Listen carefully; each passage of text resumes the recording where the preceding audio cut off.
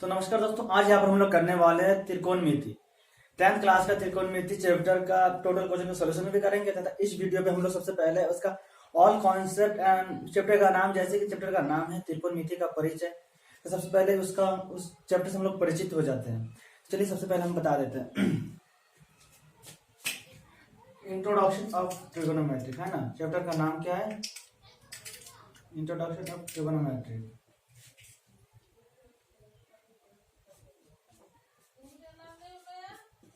त्रिकोणमिति का परिचय। Introduction of trigonometry.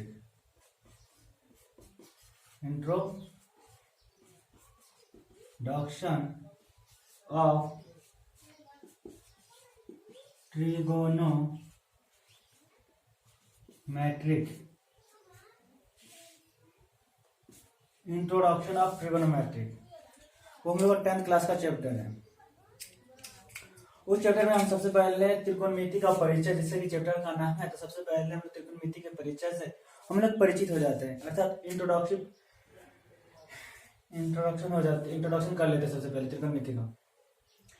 तो सबसे पहले त्रिकोणमिति के बारे में एक टॉपिक सबसे पहले हम लोग जान लेते हैं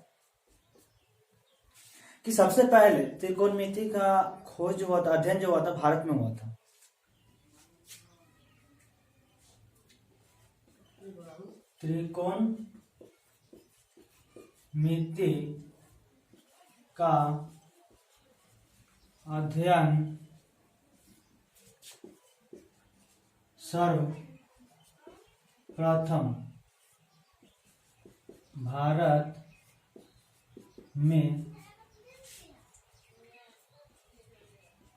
सर्वप्रथम भारत में हुआ था।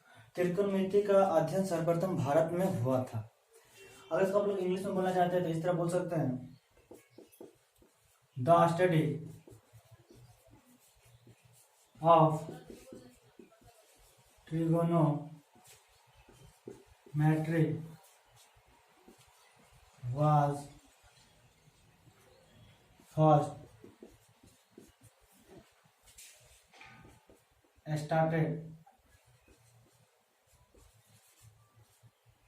started in India. The study of trigonometry was first started in India. त्रिकोणमिति का अध्ययन सर्वप्रथम भारत में हुआ था।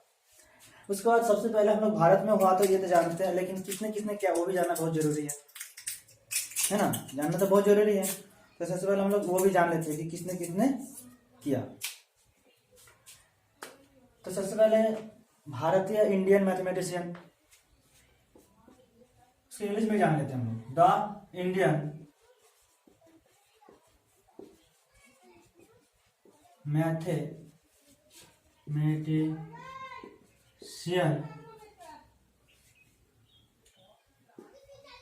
मैथमेटिशियन जैसे आर्यभट्ट। अब लोग जानते हैं त्रिकोणमिति के सबसे पहले आर्यभट्ट ने काफी अधिक भूमि दिया। लाइट प्रॉब्लम है ना, रुक जाइए। तो वही जैसे कि इंडियन मैथमेटिशियन कौन कौन है उसके बारे में बता देते हैं कि तो इंडिया में सबसे पहले त्रिकोणमिति का जो शुरुआत हुआ था इंडिया में हुआ। और इंडिया में कौन कौन त्रिकोणमिति का शुरुआत किया इसको भी जान लेते हैं। सबसे पहले हम लोग जान लेते हैं कि आर्यभट्ट के बारे में। आर्यभट्ट ने काफी अधिक महत्वपूर्ण इसमें भूमिका दिया है त्रिकोणमिति में। सबसे पहले देखो इंडियन का आर्यभट्ट, उसके बाद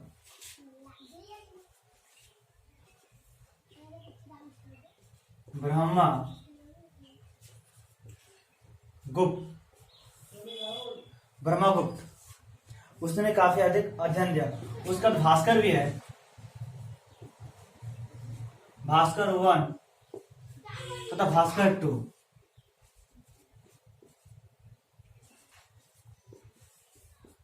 पहला भास्कर एवं दूसरा भास्कर, उन्होंने भी काफी अधिक भूमिका दिया उस त्रिकोणमिति के, मतलब त्रिकोणमिति में उसने काफी अधिक भूमिका निभाया है। वही सब कौन? आर्यभट्ट, ब्रह्मगुप्त, आर्य भास्कर 1, भास्कर 2, सभी लोगों ने क्या किया, बहुत अधिक भूमिका निभाया। और भी मैथमेटिशियन है इंडिया का जो उन्होंने भी निभाया, लेकिन सबसे पहले उन लोगों का सबसे अधिक भूमिका रहा है त्रिकोणमिति में।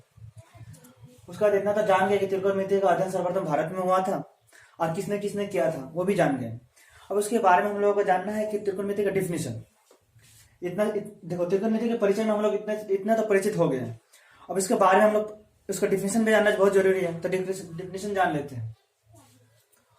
तो इसको हम लोग रफ कर रहे हैं। ओके,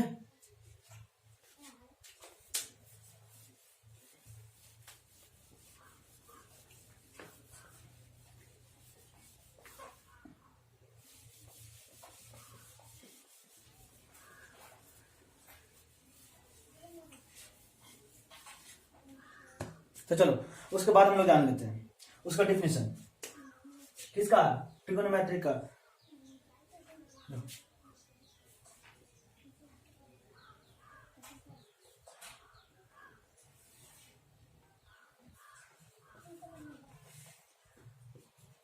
डिफिनेशन ऑफ ट्रिगोनोमेट्री,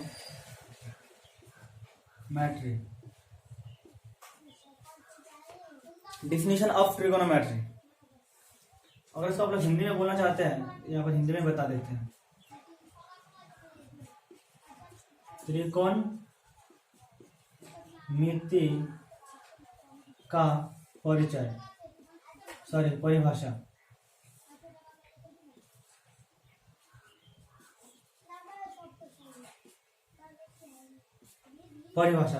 त्रिकोणमिति का परिभाषा। तो सबसे पहले हम लोग हिंदी में जान लेते हैं त्रिकोणमिति का परिभाषा। ओके, देखो त्रिकोणमिति का परिभाषा में क्या आता है। त्रिकोणमिति की परिभाषा हम लोग जान लेते हैं, लेकिन उससे पहले और कुछ जानना था जो हम लोग जानेंगे।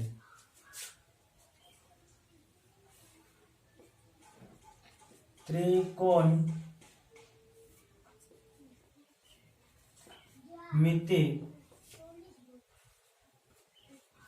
शब्द दो शब्दों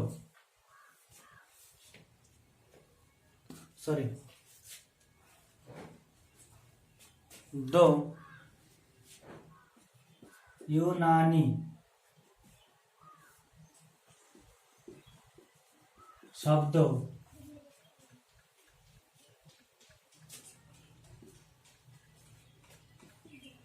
ट्रिगोन तथा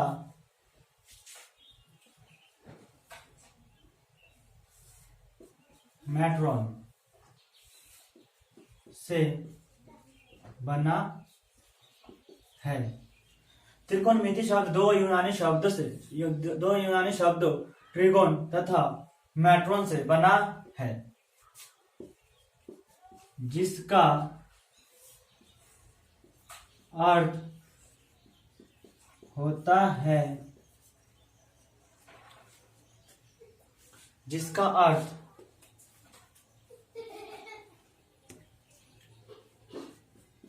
त्रिभुज का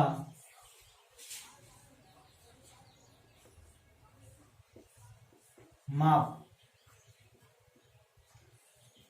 होता है। त्रिभुज का माप होता है। आगे से इसको समझिए। ये जो त्रिकोणमिति जो शब्द है ना, वो दो शब्दों से मिलकर बना हुआ है। वो कौन कौन सा शब्द? ग्रीक। अब यूनानी का मतलब क्या होता है? ग्रीक होता है। यूनानी का मतलब क्या होता है? ग्रीक।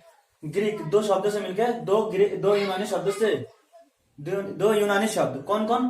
ट्रिगोनो। अब यहाँ पे देख लीजिए, ट्रिगोनो यहाँ से निकले हैं। ट्रिगोनो तथा मैट्रोन से बना है, जिसका अर्थ त्रिभुज का माप होता है। त्रिभुज का माप होगा। अब त्रिभुज में क्या माप होता है? उसका भुजा का माप होता है। कौन का माप होता है? वही तो होता है। तो यही सब होगा। अच्छा से अगर सुनिएगा तो अच्छे से पता चल जाएगा। त्रिभुज का माप होता है। और उसका अगर इंग्लिश में अगर आप लोग बोलना चाहते हैं इंग्लिश में, तो इसको किस तरह बोलिएगा? The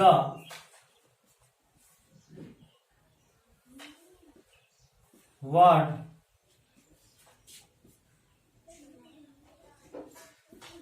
trigonometry. The word trigonometry is is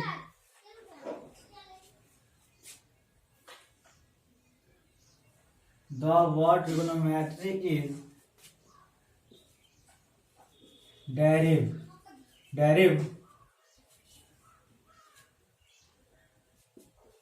to Greek words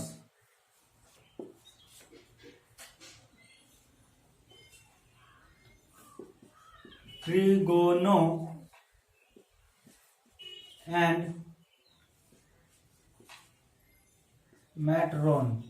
Trigon and matron,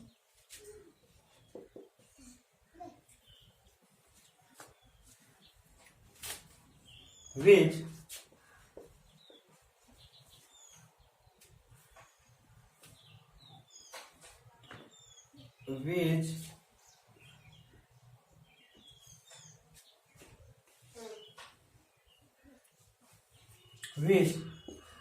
means of measure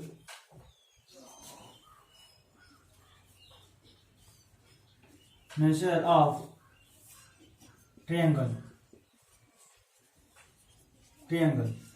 आगे समझिए, the word trigonometry is derived to Greek words trigono and matron, which means of measure of triangle. मतलब त्रिकोणमिति शब्द दो यूनानी शब्द ट्रिगोनो तथा matron से बना है, जिसका अर्थ त्रिभुज का माप होता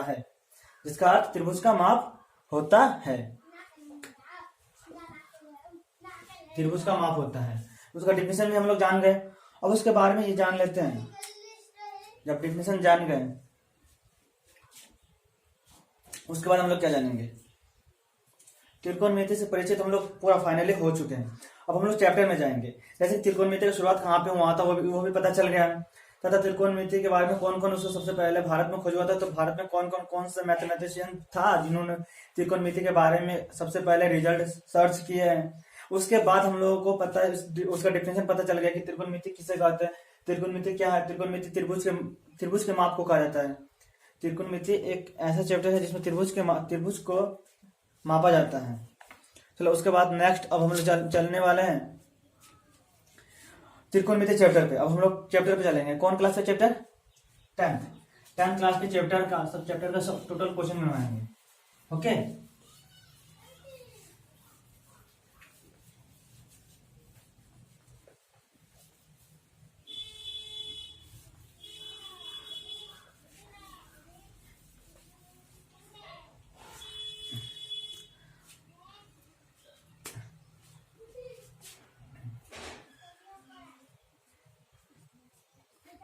class 10th। Okay, class 10th chapter 8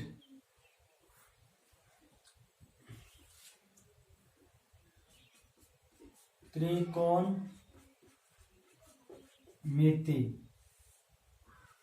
का परिचय। त्रिकोणमिति का परिचय।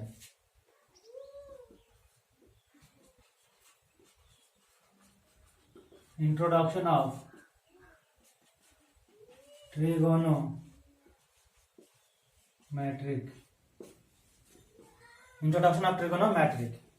उस चैप्टर का टोटल क्वेश्चन का हम लोग सोल्यूशन करने वाले हैं। तो सबसे पहले उसके बारे में थोड़ा सा जान लेते हैं, त्रिकोणमिति के बारे में। ओके, छोटा सा देने वाले हैं। त्रिकोणमिति में जैसे कि हम लोग जान गए, त्रिकोणमिति के नाम से पता चल जाता है। जो त्रिकोणमेट्रिक लिखा हुआ है ना, ट्रिगोनोमेट्रिक।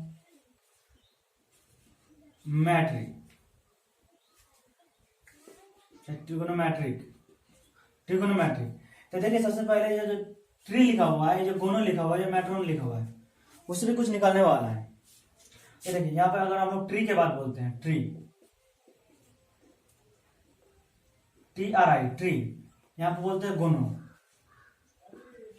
यहाँ पे देखिए गोनो जो होता है, गोनो को ग्रीक लैंग्वेज पे गोनो जो था, गोनिया को जब ऐड किया गया था तो उसको गोनो बनाया गया था। तो गोनो से क्या निकला है? गोनिया। ये देखो मैट्रिक, मैट्रो।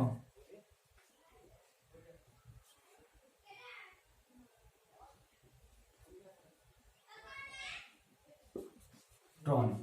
ये मैट्रिक से मैट्रॉन निकला है। क्या निकला है? मैट्रिक का मतलब क्या होता है? मैट्रॉन होता है ग्रीक लैंग्वेज में। इस तीनों को जोड़ने के बाद हम लोगों को ट्रिगोनोमेट्रिक बनाते हैं। ट्रिगोनोमेट्रिक बना था। ट्री का मतलब होता है तीन, गोनिया का मतलब होता है कोण, और मैट्रॉन का मतलब होता है माप, यानी कि तीन कोण का माप। अब त्रिभुज में जैसे कि हम लोग जानते हैं कि त्रिभुज का माप हम पहले भी लिखा चुके हैं त्रिभुज की डिफिनेशन में, कि त्रिभुज के जो तीन कोण होता है उसके माप जिसमें किया जाता है उसी को त्रिकोणमिति बोलते हैं। तो त्रिभुज में तीन कोण होता है, त्रिभुज के तीन कोणों के बारे में तो हम लोग जानेंगे। त्रिभुज के तीन कोणों का अध्ययन करने के बाद उसके भुजा के बारे में हम लोग जानकारी प्राप्त करेंगे। लेकिन सबसे पहले त्रिभुज के तीन कोणों के बारे में हम लोग अधिकांश जानेंगे। ओके, उसी में त्रिकोणमिति हम लोग कहा जाता है, उसी में त्रिकोणमिति पूरा छुपा हुआ है। अब त्रिभुज के तीन कोणों का माप कैसे हम लोग निकालेंगे हम लोग जान लेते हैं, ध्यान देना। जैसे कि यह क्या है, ये हम लोग का त्रिभुज है। ये हम लोग का क्या त्रिभुज है। अब त्रिभुज में हम लोग यहाँ पर एक बात बोला गया है कि त्रिभुज के तीन कोणों का माप, क्या तीन कोणों का माप। अब तीन कोण किसमें होता है? त्रिभुज में ही तो होता है ना। तो त्रिभुज के माप का हम लोग बारे में पढ़ रहे हैं। तो त्रिभुज में तीन कोण, ये कोण होता है, एक कोण, दूसरा कोण और तीसरा कोण, तीन कोण होता है। लेकिन इसमें एक बात जान लीजिएगा, त्रिकोणमिति में जो माप जो होता है, मेजर जो होता है, वो समकोण त्रिभुज होता है। किस त्रिभुज का माप? समकोण त्रिभुज में। अर्थात समकोण त्रिभुज का मतलब क्या होता है? समकोण त्रिभुज का मतलब होता है जो भी त्रिभुज है उसमें कोई भी एक एंगल क्या होना चाहिए? 90 डिग्री का होना चाहिए। तो जैसे कि हम लोग इसको मान लेते हैं कि 90 डिग्री मान ली। अभी अदर जो टू एंगल है वो कुछ भी हो सकता है, एनीवे कुछ भी हो सकता है। लेकिन अधिकांश जैसे कि आप लोग 10th क्लास में हो, तो 10th क्लास में इसका एंगल जो होगा वो क्या क्या हो सकता है? एक तो 90 डिग्री हो सकता है, सॉरी, एक 30 डिग्री हो सकता है, 60 डिग्री हो सकता है, 45 डिग्री हो सकता है। ये हम लोग त्रिकोणमिति 10th क्लास में सिर्फ पढ़ना होता है, ठीक है। उसके बाद आगे हम लोग और भी पढ़ेंगे, लेकिन अभी तक सिर्फ वही तीन एंगल के बारे में पढ़ना है। जैसे कि ये 30 होगा, तो ये क्या होगा? अदर क्या होगा? ये तो आप निकाल सकते हैं ना। ध्यान दो, अगर तुमको बोल दिया जाए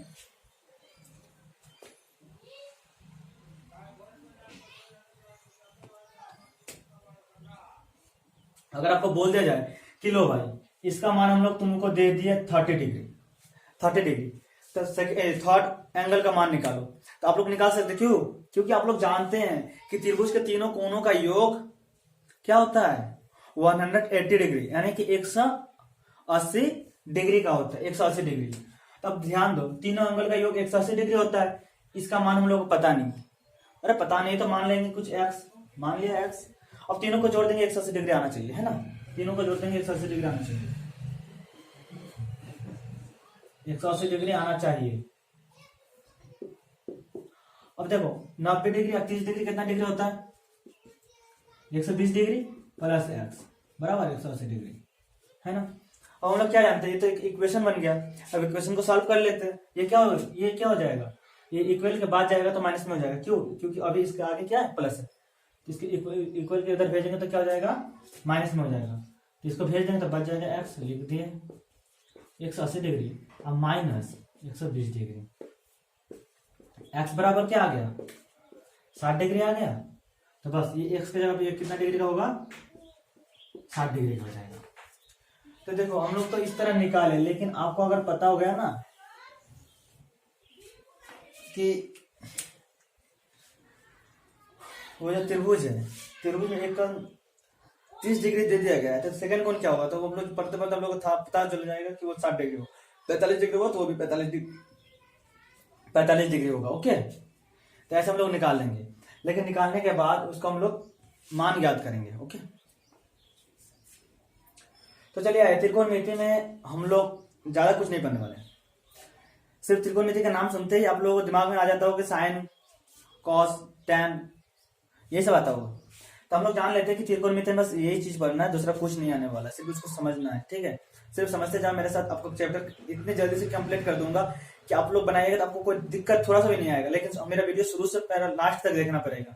ओके, ये कुछ नहीं है, अभी तक हम लोग डिफिनेशन पे चल रहे हैं, क्वेश्चन पे अभी तक नहीं आए हैं, क्वेश्चन पे अभी आएंगे, ठीक है। तो सबसे पहले त्रिकोणमिति में हम लोग बहुत अधिक फॉर्मूला का जरूरत होता है, हद से भी अधिक। त्रिकोणमिति का क्वेश्चन को सॉल्व करने में काफी फॉर्मूला जो होता है, फॉर्मूला का जरूरत पड़ता है। अब फॉर्मूले के साथ आपको अगर ट्रिक भी पता चल जाए तो और भी अच्छा है कि नहीं। तो अगर आपको या हम बोले कि हम आपको विदाउट फॉर्मूले कि हम त्रिकोणमिति का ऑल क्वेश्चन बनाते तो आपको कैसा लगेगा? अच्छा लगेगा ना।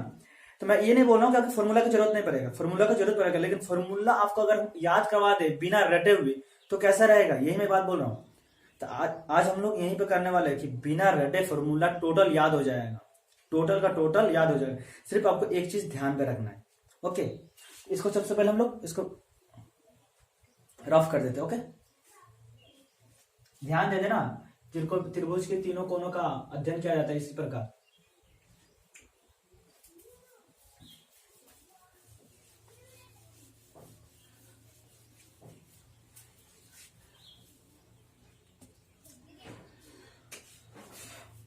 तो देखो, त्रिकोणमिति में काफी अधिक फॉर्मूला होता है।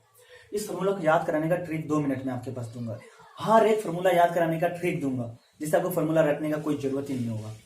तो सबसे पहला हम लोग जान लेते हैं कि त्रिकोणमिति में क्या क्या आता है। यही सब आता है। एक साइन थीटा आता है। अब बोलोगे सर थीटा क्या है? थीटा कुछ नहीं है। थीटा के जगह पे आप कुछ भी लिख सकते हैं, आपको जो मन करे वो लिखो थीटा के जगह पे, कोई दिक्कत की बात नहीं है। थीटा क्या, एक लेटर है, एक लेटर है जो आप लोग थीटा तुम लोग बोलोगे सर लेटर है तो लेटर में तो हम लोग कभी देखे नहीं। ये हम लोग का इंग्लिश है ना, ब्रिटिश का लैंग्वेज नहीं है वो, इंग्लिश का वर्ड नहीं है, ये वर्ड है लेकिन यूनानी वर्ड अर्थात ग्रीक वर्ड है, ग्रीक वर्ड है। ग्रीक अल्फाबेट में जो आता है ना वो इसमें से कोई एक लेटर होगा। ओके, तो थीटा, थीटा की जगह कुछ भी लिख लो कोई बात नहीं, लेकिन अधिकांश क्वेश्चन पे थीटा दिया जाता है, इसलिए सब टीचर क्या करते हैं थीटा से पढ़ाते हैं आप लोगों को। ठीक है, थीटा की जगह तो अल्फा दे सकते हैं, एक्स दे सकते हैं, वाई दे सकते हैं, जो मन कर आपको वो दे सकते हैं, लेकिन किताब में थीटा दिया हुआ रहता है, इसलिए आप लोग थीटा ही पढ़िए। तो सबसे पहले साइन थीटा, उसके बाद हम लोग किस चीज के बारे में पढ़ने वाले हैं? Sine theta, cos theta, tan theta, cot theta, sec theta, cosec theta, बस इतना ही, इसी के बारे में पढ़ना है। लेकिन एक बात ध्यान रखना, अब लोग सर ये डिवाइड क्यों कर दी हाफ हाफ? अरे हाफ हाफ कुछ नहीं किए हैं।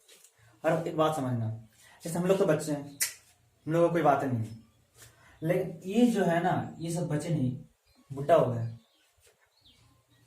ये जो साइन थीटा है आज से नहीं बहुत दिन से, तो उन्होंने क्या किया, उनको पता था साइन थीटा को कि हम लोग जिंदगी भर दुनिया पे रहने वाले हैं, तो उन्होंने क्या किया, अपने एक पार्टनर यानी कि साइन थीटा अपने एक पार्टनर अपने साथ रखा। अब मान सकते हैं कि साइन थीटा हस्बैंड है,